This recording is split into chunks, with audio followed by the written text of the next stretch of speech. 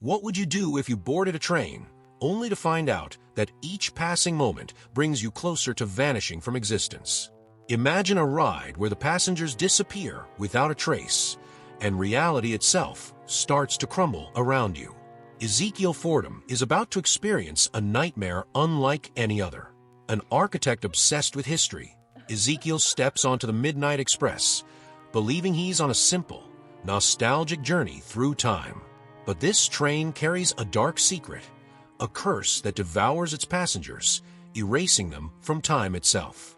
With each passing minute, Ezekiel realizes he's not just riding a train, but running from something much more sinister.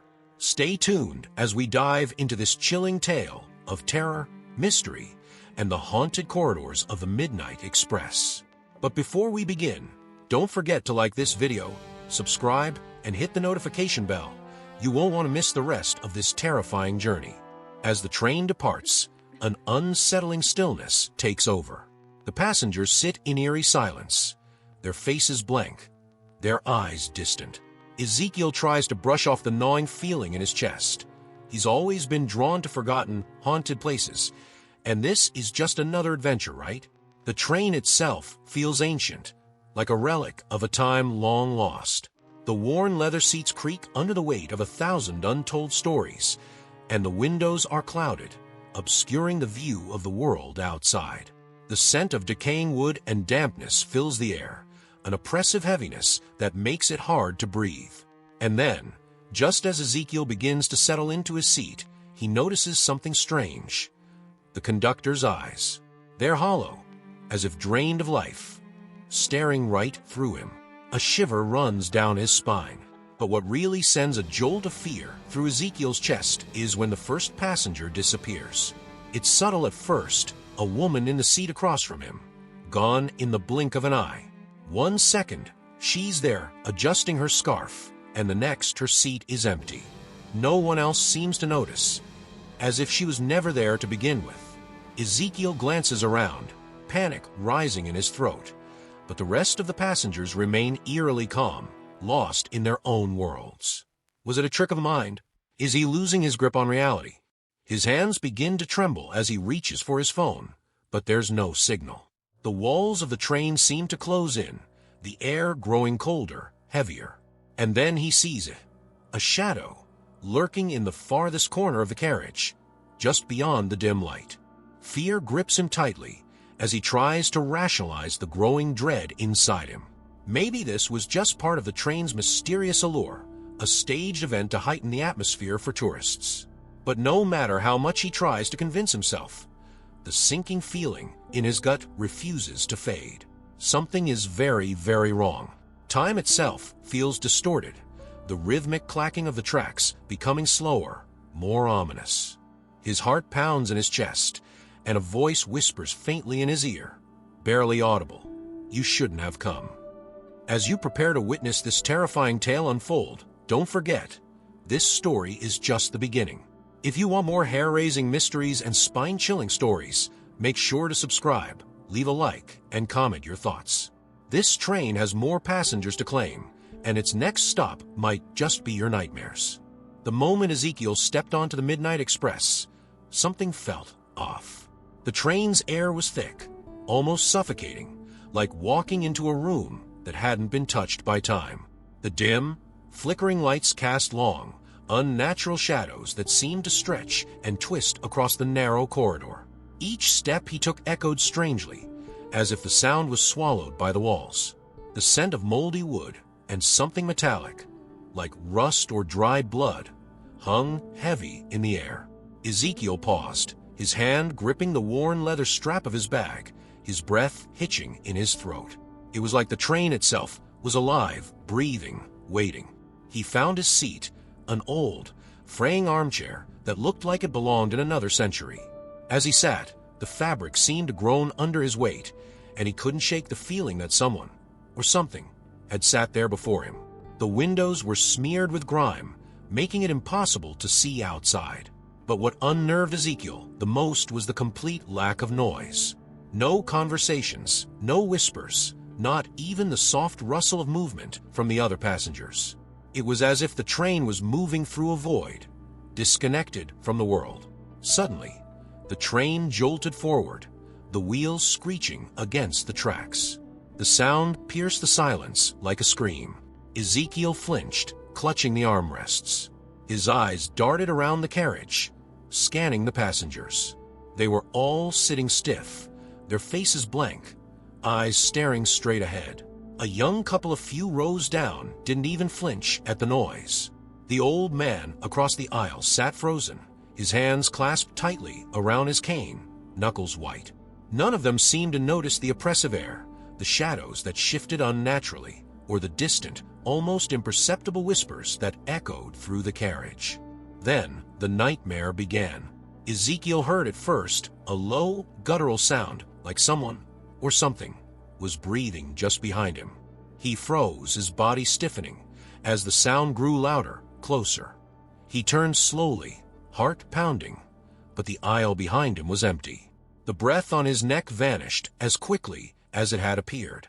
His pulse raced, sweat trickling down his back, and for a moment he considered pulling the emergency brake, but something stopped him. Deep down, he knew this wasn't just an ordinary train ride. There was no escaping, no stopping whatever had begun. The train's rhythmic clacking grew irregular, distorted, as if time itself was unraveling. The faint smell of sulfur began to creep into the air, mixing with the stale scent of decay. Ezekiel blinked, rubbing his eyes. For a moment, the walls seemed to ripple, like the train wasn't entirely solid. His vision blurred, and suddenly, the passengers around him didn't look human anymore. Their faces were twisted, distorted, their eyes black voids staring through him, mouths frozen in silent screams. He blinked again, and everything snapped back to normal. The passengers were seated, as before, blank and unmoving, as though nothing had happened. But Ezekiel knew something had changed. He could feel it. The whispers returned, louder this time. They called his name, soft and insidious, creeping into his mind like poison. Ezekiel. The sound came from everywhere and nowhere at once, each whisper dragging him deeper into the suffocating dread. He turned again, but there was nothing behind him. He wasn't alone in this carriage. He could feel it in his bones, but whatever was with him wasn't human. It was watching, waiting. The train entered a tunnel, the darkness swallowing the world outside the window. For a moment, it felt like the entire train was floating in a void, untethered from reality. And then, as the train sped through the pitch-black tunnel, Ezekiel noticed something horrifying. The reflection in the window wasn't his. It was a shadowy figure standing just behind his seat, its face shrouded in darkness, watching him with hollow, lifeless eyes. Before he could react, the train lurched violently, throwing Ezekiel against the side of his seat. The lights flickered, and when they stabilized, the figure was gone. The air around him was colder now, almost freezing, and his breath came out in ragged clouds of mist. He glanced around, heart hammering in his chest, but none of the passengers seemed to have noticed. They all sat there, still as statues, as if they had been frozen in time. The sense of dread tightened around him like a noose. He was trapped, not just on this train, but in a nightmare where reality was fraying at the edges. And whatever was hunting him, lurking in the shadows, was getting closer. Ezekiel's skin prickled as the shadows in the train seemed to grow darker, more oppressive. The rhythmic clattering of the wheels on the tracks, once soothing, now felt like a countdown, each clack a step closer to something inevitable, something horrifying. The train was alive, breathing, watching him. Every creak in the wooden panels, every flicker of the dim lights above, felt like a warning. Ezekiel couldn't shake the feeling that something was creeping closer, just beyond his sight, waiting for him to let his guard down. The passengers remained unnervingly still, their faces empty of expression, as if they were mere mannequins posed in their seats. A shiver ran down his spine as he noticed one of them, a middle-aged man in a dark coat, was staring at him, his eyes wide and glassy. Ezekiel's heart skipped a beat. The man's mouth moved, but no sound came out. His lips formed words, silent but urgent. "Get out." Ezekiel blinked and the man was gone, His seat, still warm, was now empty, as if he had vanished into thin air. Ezekiel's stomach churned with dread, the weight of the train's eerie atmosphere pressing down on him like an invisible hand. The whispers returned, louder this time, curling into his ears like icy fingers. They hissed his name, drawing closer with each passing second. Asterisk Ezekiel. Ezekiel. Asterisk. He pressed his palms to his ears, trying to block out the sound, but it was useless. The voices were inside his mind now, echoing through his thoughts, growing more insistent. His breath came in short, panicked gasps as he scanned the carriage, hoping to catch a glimpse of something, anything, that could explain this nightmare. But all he saw were the shadows, shifting and dancing along the walls, taunting him.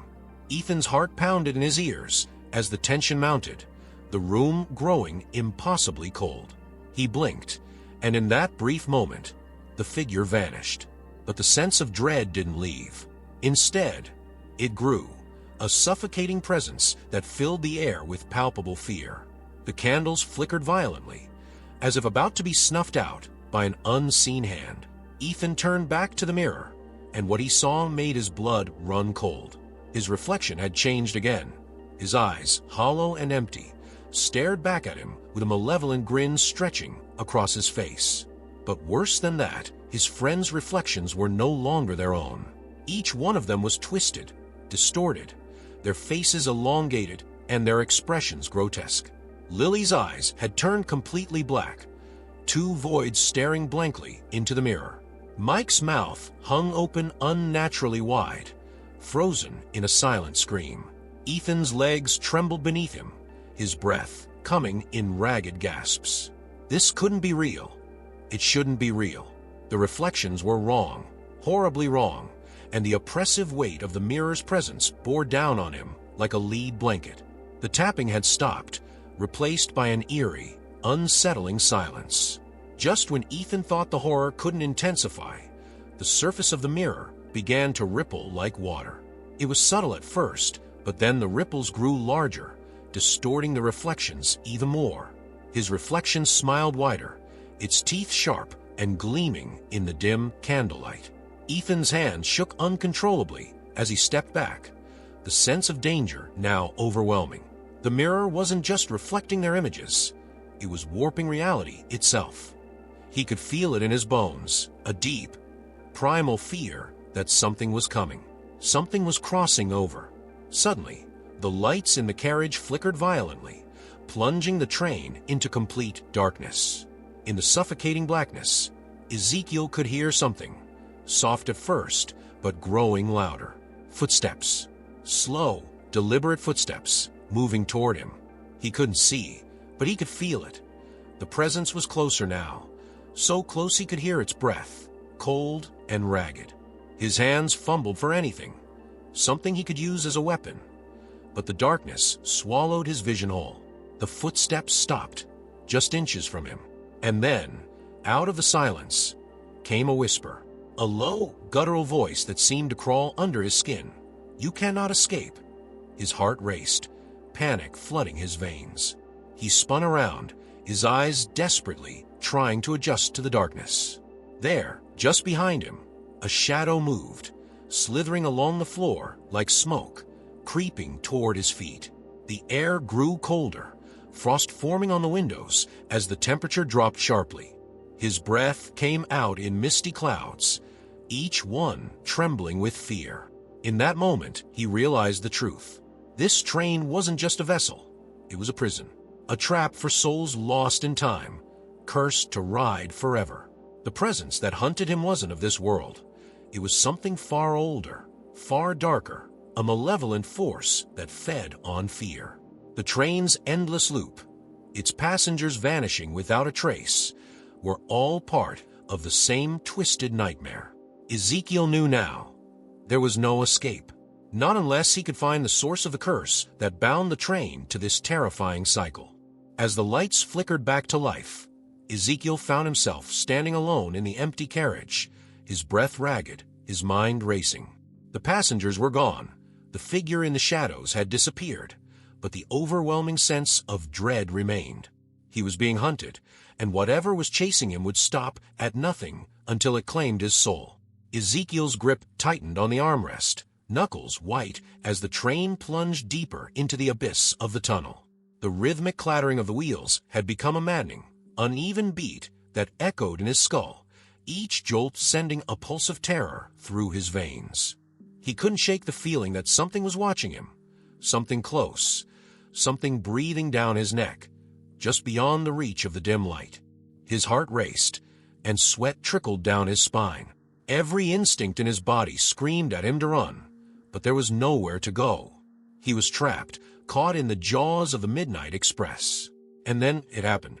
The figure appeared again, but this time, it didn't lurk in the shadows. It stood in the middle of the aisle, tall and imposing, its face still hidden beneath that tattered hood. The air around it was suffocating, thick with the stench of decay and something far more ancient, like a grave long forgotten. The temperature plummeted, and frost crept along the windows, covering them in a thin layer of ice. Ezekiel's breath fogged in the cold air, his body shaking uncontrollably. He wanted to scream, to run, but his legs felt like they were made of stone. The figure began to move, slow, deliberate, one step at a time, closing the distance between them. Ezekiel stumbled back, his hand reaching out to steady himself, but the walls of the carriage seemed to ripple, warping as if reality itself was unraveling around him. The lights flickered overhead, casting the figure in a sickly, pale glow. It raised one skeletal hand, pointing directly at him, and in that moment, Ezekiel felt the weight of the entire train pressing down on him, like 100 invisible hands pulling him under. His vision blurred, his head spinning as the walls of the train closed in tighter and tighter, trapping him in a suffocating void. The figure's voice came then, a low, guttural whisper that seemed to resonate in the very air around him. Asterisk, you have seen too much. You cannot leave. Asterisk, the words crawled into Ezekiel's mind, twisting and coiling like snakes. His knees buckled, and he fell to the floor, gasping for breath, his heart pounding in his chest like a drumbeat of pure terror. The shadows swirled around him, growing thicker, darker, until they swallowed the figure whole, leaving nothing but cold emptiness in its wake. And then, in a sickening flash, everything shifted. Ezekiel's body jerked violently, his head snapping back as reality twisted itself inside out. One moment, he was on the floor of the carriage. The next, he was standing in the middle of a fog-covered field. The sudden silence was deafening. The train was gone. The oppressive weight of its dark presence had lifted, but the unease lingered, gnawing at the back of his mind. He spun around, disoriented, trying to make sense of what had just happened. The field stretched out in every direction, bathed in a pale, eerie light, and the ground beneath his feet felt soft, almost like it was breathing. But just as quickly as the relief came, it was ripped away. From the corner of his eye, Ezekiel saw it. The train, or rather, its ghostly silhouette, looming in the mist like a shadow of something long dead. It wasn't moving, yet it felt alive, pulsing with a dark energy that made his skin crawl. He blinked, and suddenly, the train was hurtling toward him, its engine roaring like a beast from another world. Panic surged through his body as he tried to move, but his feet were rooted to the ground, frozen in place by some unseen force. The train was seconds away, its headlights burning like eyes in the darkness. And then, just before impact, he woke up. Gasping for air, Ezekiel bolted upright in his seat, his heart pounding so hard it felt like it might burst from his chest. He was back on the train, the familiar creaking of the carriage around him, the faint murmur of passengers. Everything seemed normal. The nightmare, the field, the figure. It had all been a dream. Or had it? His hands were shaking, drenched in cold sweat. He ran them through his hair, trying to steady his breathing, but something felt off. The passengers, who had once been frozen in eerie stillness, were now alive with movement and conversation, oblivious to his terror. But then he looked down, and his heart nearly stopped. In his hand, clutched tightly in his fist, was a key. Old and rusted, its surface pitted with age. The same key from his dream. His blood ran cold as he stared at it, the weight of its presence settling over him like a shroud. The nightmare hadn't ended. It had followed him back, creeping into the waking world. He glanced around the carriage, dread gnawing at the edges of his mind. The figure, the whispers, the darkness, they were all still there, lurking just beneath the surface of reality. The train's lights flickered once more, and Ezekiel's breath hitched as a familiar coldness crept back into the air. The nightmare was far from over. In fact, it was just beginning. Ezekiel sat in stunned silence, his mind racing as he stared at the rusted key in his hand. It was cold to the touch, unnaturally so, sending a chill up his arm. The realization hit him like a punch to the gut. The nightmare hadn't just been a dream. Somehow, it had crossed over, blending the line between his subconscious terror and the waking world. His pulse quickened as the implications sank in. The key was real. The horror was real. He wasn't safe, not even in the waking world.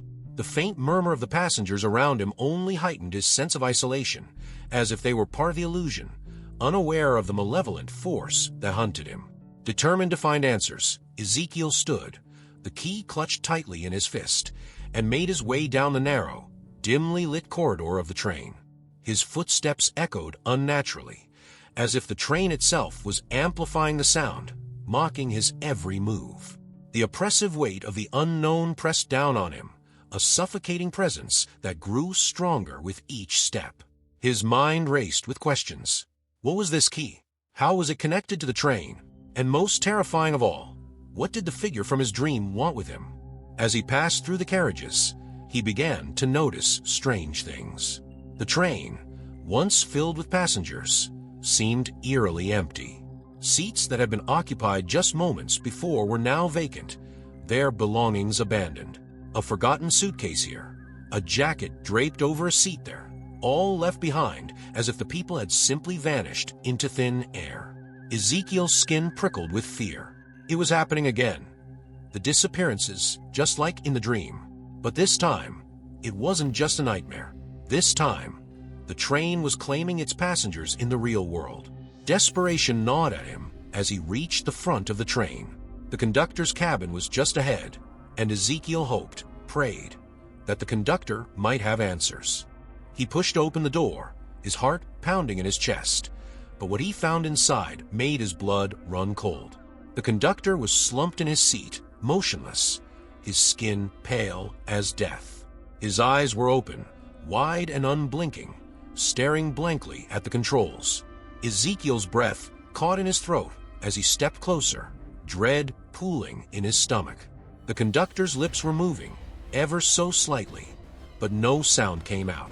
Leaning in, Ezekiel strained to hear what the man was whispering. And then he heard it. The loop, it never ends. We are all trapped. The words were barely audible, rasping from the conductor's dry, cracked lips, but they sent a shockwave of terror through Ezekiel. He stumbled back, heart racing, as the conductor's head lolled to the side, his eyes now fixed on Ezekiel with an unsettling intensity. Asterisk, you can't escape. No one can.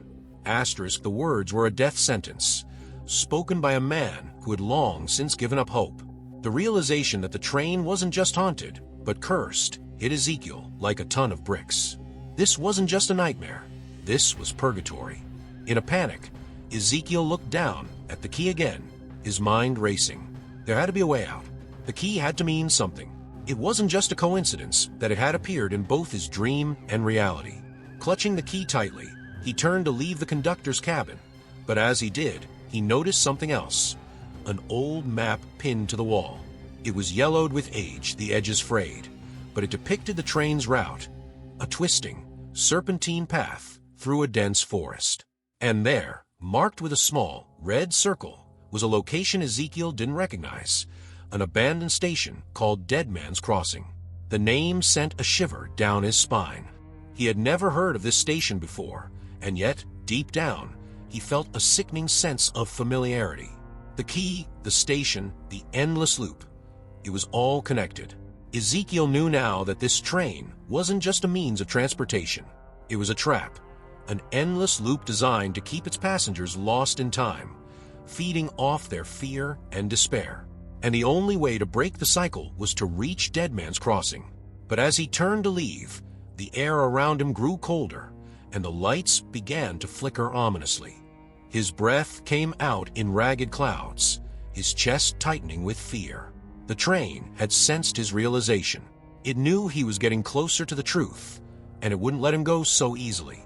The shadows around him began to shift, twisting and writhing like living creatures, and the faint whisper of his name echoed through the carriage once again. Ezekiel. Ezekiel. Panic gripped him as the shadows coalesced into the figure from his dream, standing at the far end of the carriage, its face still hidden beneath that tattered hood. The air grew thick with malevolence, pressing down on Ezekiel like a vice. The figure raised its hand once more, pointing directly at him, and in that moment, Ezekiel understood. The figure wasn't just some spectral entity haunting the train. It was the embodiment of the curse, a dark force that controlled the loop, feeding on the souls of the damned. Ezekiel's pulse raced as he turned and fled down the narrow corridor, his heart pounding in his chest. The train seemed to warp around him, the walls closing in, the shadows reaching out to drag him back into the darkness. He could feel the presence behind him, relentless and cold, drawing closer with each passing second. The whispers grew louder, more insistent, as the lights flickered violently, plunging the carriage into intermittent darkness. But Ezekiel held onto one thought: the key. The key was his way out. It had to be. If he could just reach Dead Man's Crossing, maybe, just maybe, he could break the loop and escape this nightmare once and for all. But as the shadows closed in and the figure's cold, dead hand reached for him, Ezekiel couldn't shake the gnawing fear that he was already too late. Ezekiel raced through the darkened carriages, his breath coming in ragged gasps, heart hammering in his chest. The air grew heavier with each step, thick with the oppressive stench of decay and something far more sinister. He could feel it. Something was chasing him, something ancient and malevolent, stalking him through the twisted corridors of the train.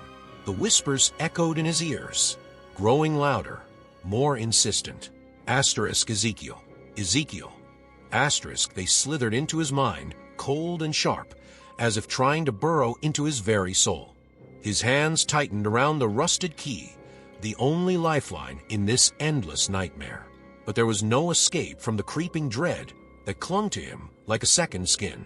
Every corner he turned felt the same, as if the train itself was shifting, reshaping its insides to trap him in a maze of fear. The lights overhead flickered erratically, casting eerie shadows that seemed to stretch out, reaching for him. The train felt alive, breathing, watching, hunting. Ezekiel's steps faltered as he reached a familiar carriage, the same one where he had first noticed the figure. The seats, once filled with passengers, were now covered in thick layers of dust, as if abandoned for decades. He wasn't just trapped in time. He was trapped in a realm where time no longer had meaning. Desperation gnawed at him, and Ezekiel knew he needed answers. But how? Who? The passengers were gone, the conductor lost to the curse of the train. And then he remembered. The old man. The one who had been watching him earlier. The one who had whispered that cryptic warning before vanishing. Maybe, just maybe, that man held the key to understanding what was happening. But where was he? Had the train already claimed him? Ezekiel's mind raced, torn between hope and terror. As if in response to his thoughts, a faint sound reached his ears. The shuffling of feet, slow and deliberate, coming from the next carriage. His pulse quickened as he pushed through the door, emerging into the dimly lit space beyond. There, seated in the far corner, was the old man, hunched over and muttering to himself. His hands trembled as he traced invisible patterns on the table in front of him, his eyes wide and hollow, as if he had seen the depths of hell itself. Ezekiel approached cautiously, his heart pounding with anticipation. The old man's voice was barely a whisper, but the words sent a chill through his bones. The loop. It consumes us all. You can't run. You can only choose. Choose. Ezekiel's voice cracked, fear and confusion tightening in his throat. What do you mean? What is this place? How do I stop it? The old man lifted his head slowly, his eyes locking onto Ezekiel's with a haunted, vacant stare. The train, it feeds on us. It takes everything, our memories, our time, our lives, and traps us in this endless cycle. But there's a way out, for one of us. Ezekiel's blood ran cold. One of us. The old man nodded, his voice trembling. The key you hold, it's your choice. Use it, and you might escape. But the rest of us, we stay. We're bound to this train, cursed to ride forever. His words hung heavy in the air, laden with an unimaginable weight. Ezekiel's mind reeled with the enormity of the decision before him. He could save himself, break free from the nightmare, but at the cost of leaving the others to their fate, trapped forever in the train's eternal loop. The old man's eyes flickered with a glimmer of understanding, as if he knew exactly what Ezekiel was thinking. The choice isn't easy, but it's the only one you have. Suddenly, the train jolted violently, and the lights flickered, plunging the carriage into momentary darkness. Ezekiel's heart leaped into his throat as the whispers surged again, louder, angrier. The presence that had been stalking him was closing in. He could feel it.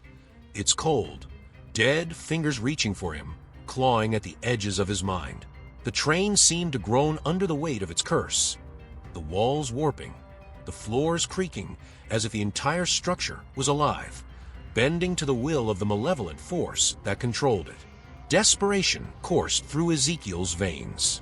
He turned to the old man, but the figure in front of him was already fading, dissolving into the shadows as if being swallowed by the train itself. His voice lingered in the air, a final, chilling warning. Asterisk, you cannot save them all. Ezekiel was alone again, standing in the middle of the haunted carriage, the key burning in his hand like a brand. The train shuddered, and the lights flickered once more. The whispers closed in, relentless, their cold fingers brushing against his skin. He had no time. The choice was his to make, and the clock was ticking. But as the darkness pressed in around him, the truth became horrifyingly clear. No matter what choice he made, the train would never let him go. With a heavy heart, Ezekiel stumbled toward the front of the train, the key in his trembling hand. The final destination, Dead Man's Crossing, loomed closer with every passing second, an inevitable point on the cursed line. The air grew colder, the walls closing in tighter, the shadows creeping closer with every breath. He could feel it, the darkness, the terror, the endless loop tightening its grip around him. As Ezekiel neared the front of the train, the whispers grew deafening, the shadows nearly consuming him.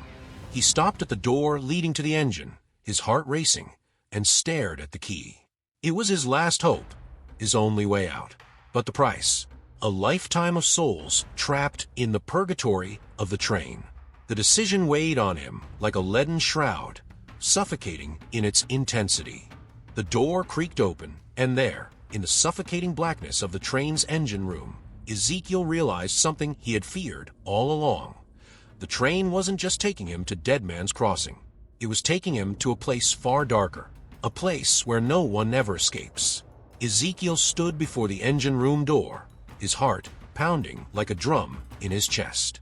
The rusted key in his hand felt heavier with each passing second, as though it was absorbing the dread that now enveloped him. The whispers had grown into a cacophony, voices overlapping in a terrifying chorus of anguish and despair. Asterisk, choose. Choose. You cannot escape. Asterisk, they hissed at him from the shadows, taunting, mocking, as the cold, oppressive air pressed down on him, suffocating him under the weight of his impending decision. Beyond the door lay the engine room, the heart of the train, and he knew whatever was controlling this nightmare was waiting for him inside. His breath caught in his throat as the door creaked open. The lights in the narrow corridor flickered once more, casting long, twisted shadows that seemed to dance and writhe along the walls like living creatures. Ezekiel hesitated at the threshold, feeling the overwhelming presence of something ancient and unspeakably evil lurking just beyond. The air was thick with the stench of burning metal and decay, a sickly combination that turned his stomach. He stepped inside, his hands trembling, the key clutched tightly in his fist. The engine room was nothing like he had imagined. It was vast, far larger than it should have been, as if the space itself was bending and warping under the weight of the curse. Dark, oily machinery groaned and hissed around him, churning with a sickening, otherworldly rhythm. The walls were coated in a thick layer of grime, and strange symbols, etched in rust and blood, covered every surface, pulsating with a faint, sickly glow. The air was suffused with an unnatural heat, but despite the oppressive warmth, Ezekiel's skin prickled with an icy chill. And then he saw it. Asterisk, the conductor. Asterisk, the figure loomed in the center of the room, shrouded in shadow, its skeletal frame draped in a tattered, old uniform. Its face was hidden beneath the brim of a decaying conductor's cap, but Ezekiel could feel its eyes, two burning orbs of darkness, locked onto him. The figure radiated pure malevolence, an ancient, predatory hunger that made Ezekiel's blood run cold. He could barely breathe under the weight of its gaze. This was the entity that controlled the train, the very source of the curse that had trapped so many souls in its endless loop. The conductor raised a bony hand, pointing directly at Ezekiel. "You came seeking answers," it rasped, its voice a low, guttural hiss that reverberated through the engine room. Asterisk, but answers come with a price. Asterisk, the figure moved closer, its steps slow and deliberate, the very air warping around it as it advanced. Ezekiel's legs felt like lead, his body frozen in place, paralyzed by the terror that gripped him. The conductor stopped just a few feet away, towering over him, and in that moment, Ezekiel understood the horrifying truth. This was no mere ghost or demon. This was a force of nature, a living curse that had existed for centuries, feeding on the souls of the damned. "The key," the conductor whispered, its voice like a serpent's hiss. Asterisk, "is your way out, but only one may leave. One soul for another. That is the way of the loop." Asterisk, the words sank into Ezekiel's mind like poison, twisting and writhing. The truth was clear. If he used the key to escape, someone else would take his place. The train demanded a sacrifice, a soul to fuel its endless journey through time and space. He had to choose, himself, or the others still trapped in this cursed vessel.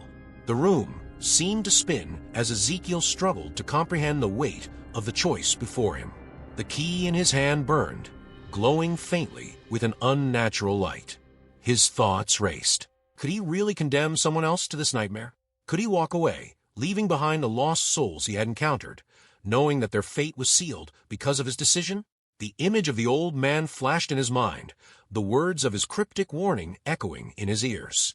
Asterisk, "You cannot save them all." Asterisk. But before Ezekiel could make his decision, the conductor moved closer, and the ground beneath his feet began to tremble. The shadows in the room writhed violently, twisting into grotesque shapes that seemed to claw at him. The train's engine roared to life, the sound like the growl of a monstrous beast awakening from a long slumber. Ezekiel's pulse quickened as the walls seemed to close in around him, the temperature dropping sharply. He could see his breath, misting in the frigid air. The conductor raised its hand once more, and the lights flickered wildly, plunging the room into near darkness. "Choose," the conductor demanded, its voice reverberating through the room like the toll of a death bell. Asterisk, "choose now, or the loop will take you both." Asterisk, the shadows surged forward, encircling Ezekiel, pulling at him, dragging him toward the center of the room. The floor beneath him cracked and split, revealing a yawning chasm of darkness. From the depths of the pit came the anguished wails of countless souls, trapped in the eternal cycle of the Midnight Express. Their voices were filled with desperation, pleading for release, for mercy. Asterisk, "don't leave us. Save us." Asterisk. Ezekiel's mind screamed with the weight of the decision. His hand shook as he looked down at the key, the only thing standing between him and the cursed eternity that awaited him on the train. Could he sacrifice himself for the others? Or would he condemn them to save his own life? The train's roar grew louder, the shadows pulling tighter, the conductor's eyes burning brighter with malevolent glee. In that moment, Ezekiel made his choice. With a trembling hand, he raised the key toward the engine's control panel, his heart pounding in his chest. The shadows swirled violently around him, the ground quaking beneath his feet. He knew whatever choice he made would define his fate, and the fate of the souls trapped in this cursed loop. The train demanded sacrifice, and the price would be paid. Ezekiel stood frozen at the heart of the engine room, the rusted key trembling in his grip as the weight of his choice bore down on him. The roar of the train's engine was deafening, a monstrous sound that seemed to come from the very depths of the earth itself. The shadows writhed around him, dark tendrils reaching out to pull him toward the gaping abyss at the center of the room. The conductor loomed over him, its hollow eyes burning with malevolent anticipation. "Choose," the entity hissed, its voice a deep, guttural growl that resonated through Ezekiel's bones. One soul must stay, for another to go. Time seemed to slow as Ezekiel raised the key toward the engine controls, his heart pounding in his chest. The souls of the damned wailed beneath him, their torture voices rising from the abyss, begging for salvation. His mind raced. Could he sacrifice himself to free the others? Or would he use the key to escape, knowing that the train would claim yet another victim in his place? His entire body trembled with fear and indecision, the enormity of the choice suffocating him. With a sharp click, the key slid into the control panel. The engine groaned in protest, the lights flickering wildly overhead. The shadows recoiled, as if sensing the decision that was about to be made. Ezekiel's breath caught in his throat as the conductor stepped closer, its skeletal hand outstretched, waiting to see which soul would be condemned. The air grew colder, the oppressive weight of the curse pressing down on him like a vice. "Your time is running out," the conductor rasped, its voice thick with cruel satisfaction. And then, with a final, heart-stopping jolt, the train lurched violently. The floor beneath Ezekiel's feet cracked open, and he stumbled, nearly falling into the chasm of darkness below. The lights blinked out for a moment, plunging the room into total darkness. The sound of the engine, the wailing of the souls, the conductor's cold whisper, all vanished, replaced by a deafening silence that seemed to stretch on forever. Ezekiel's pulse raced as he struggled to regain his footing, his mind reeling from the sudden, terrifying stillness. When the lights flickered back on, the engine room was empty. The conductor was gone. The shadows had receded. The abyss beneath his feet had sealed itself shut. Ezekiel stood alone in the eerie silence of the train, his breath ragged and his heart pounding in his chest.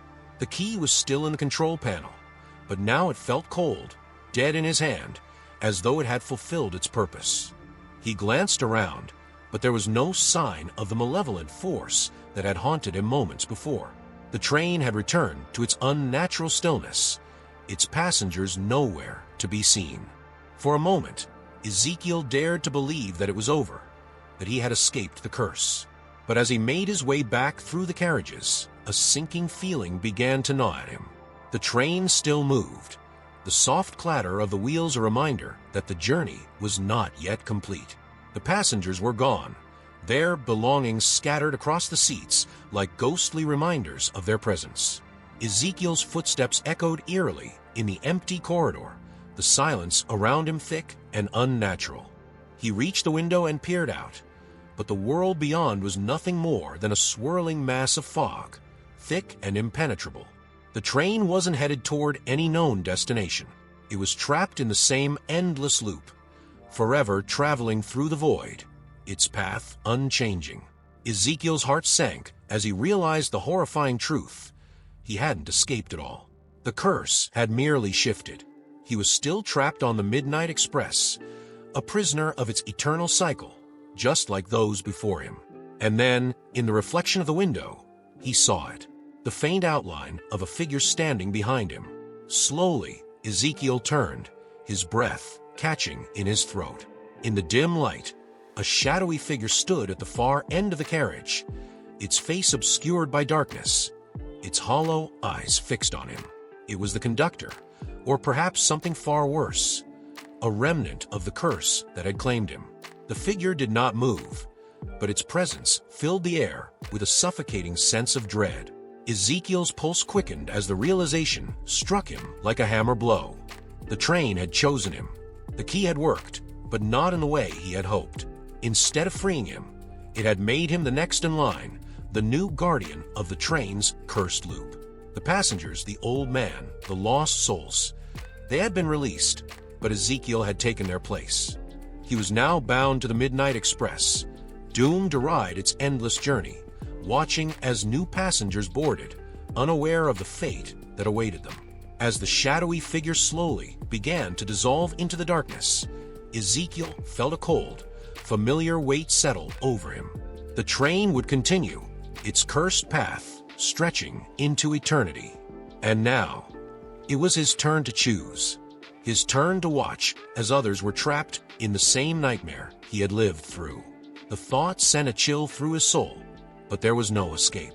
The Midnight Express had claimed him, just as it had claimed so many before. The screen fades to black, and the final sounds are the distant whispers of the train's next passengers boarding, unaware of what awaits them. The Midnight Express continues its journey through time, its dark secret intact, waiting for its next victim. What would you do if you were Ezekiel? Could you make the choice he had to make? Or would you be doomed to ride the Midnight Express forever? Let us know your theories in the comments below. Don't forget to like, share, and subscribe for more chilling stories like this one. The Midnight Express still runs, and its next stop might be closer than you think. Asterisk.